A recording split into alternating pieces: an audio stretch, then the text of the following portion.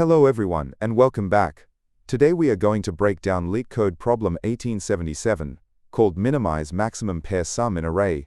This is a really interesting medium-level problem that teaches us a lot about greedy algorithms, and how sorting can simplify complex decisions.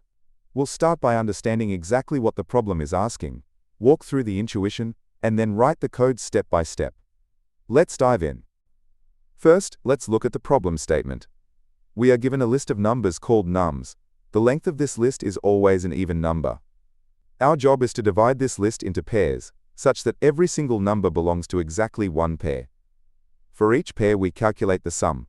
The goal is to arrange these pairs in such a way that the maximum pair sum among all of them is as small as possible. We need to return that minimized maximum sum. Essentially, we want to balance the pairs so no single pair is overly large. Let's break this down a bit more to make sure we really get it. We need to create pairs. If we have a list of numbers, say 2, 3, 5 and 5, we could pair them randomly. But random pairing might result in two large numbers being together, creating a huge sum. Our objective is to play a balancing game. We want to prevent any single pair from being too heavy, or having a very large sum. We are trying to keep the ceiling of our pair sums as low as possible. To understand the right way to solve this, let's look at why a simple or random approach fails. Imagine we have the list 1, 2, 3 and 6. If we just pair neighbors, we might pair 1 with 2 to get 3, and 3 with 6 to get 9. Our maximum pair sum here is 9.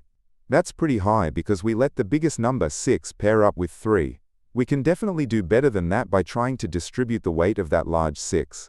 So, what is the optimal strategy? It turns out to be a greedy approach. To keep the maximum sum low, we need to neutralize the largest numbers. The best way to do that is to pair the very largest number with the very smallest number available. Then, pair the second largest with the second smallest, and so on. This way, the heavy numbers are counterbalanced by the light numbers, keeping the total sum of each pair relatively moderate.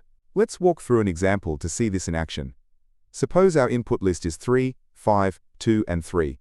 The first step is crucial. We must sort the array. Once sorted, we get 2, 3, 3 and 5. Now we pair the extremes. We take the smallest number, 2, and pair it with the largest, 5. That gives us a sum of 7. Next we take the remaining numbers, 3 and 3, and pair them. That gives a sum of 6. Finally, we look at our pair sums, 7 and 6. The maximum of these is 7. So our answer is 7. This is much better than if we had paired 5 with 3. Just a quick heads up before we start coding. We'll be walking through the logic using Python because it's very readable, but the concepts are exactly the same in any language. If you're looking for the full solution code in Java, C++, or JavaScript, stick around until the end of the video, and I'll have slides for each of those ready for you to screenshot. The algorithm is straightforward. First, we sort the array in ascending order. This puts all the small elements at the start, and large elements at the end. Then, we use a two-pointer technique. We place one pointer at the very beginning, and one at the very end. We add the numbers at these two positions to get a pair sum. We check if this is our new maximum. Then, we move the left pointer forward and the right pointer backward to process the next pair.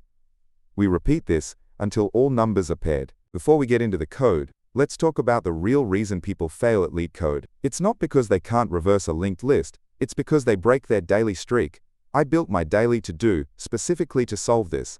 You can set Solve Daily Leetcode as a routine task. This means it reminds you to complete your routine tasks every day.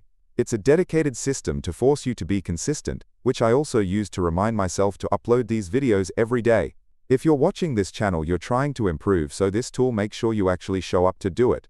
I also want to be 100% transparent about how this app will grow. I am an indie developer, not a big corporation. I will never take away a free feature you already use. Core features like repeating tasks remain free forever. However, as I add new server-heavy features, they will be part of the premium plan to help cover the costs of running the app. Also, the price of premium will go up every time I ship a major new feature, so the best time to get involved is right now while it's early. Check it out at the link in the description. Okay, we've talked about the big picture and the logic. Now let's see what this looks like as actual code. I'll put the full solution up on the screen first, and don't worry, after that, we'll walk through the most important sections together. Here is the complete Python solution. It's incredibly short and sweet, thanks to Python's built-in capabilities. We sort the list, and then we run a loop to find the maximum pair sum. Take a second to look at it, and then we'll break down exactly what's happening inside that loop in the next few slides. The first line inside our function is arguably the most important. We call the sort method on our list of numbers. Without this, our strategy falls apart completely. Sorting arranges the numbers so that we know exactly where the smallest and largest values are, at the beginning and the end of the list. This sets the stage for our pairing strategy. Next, we initialize a variable to keep track of the maximum sum we've found so far. Then, we start our loop. Notice that we only loop up to half the length of the list. Why is that? Well, since we are forming pairs, and each pair consumes 2 numbers, we only need to perform half as many operations as there are numbers. If we have 10 numbers, we only make 5 pairs. Inside the loop is where the magic happens. We access the element at index I, which represents our current smallest number. We add it to the element at the index calculated by taking the total length, subtracting 1, and then subtracting I. This formula gives us the corresponding largest number from the end of the list. So at index 0, we grab the last element. At index 1, we grab the second to last element. We calculate this sum and check if it's larger than our current best. If it is, we update our record. So how efficient is this solution? The time complexity is dominated by the sorting step. Sorting a list generally takes big O of n log n time, where n is the number of elements in our list.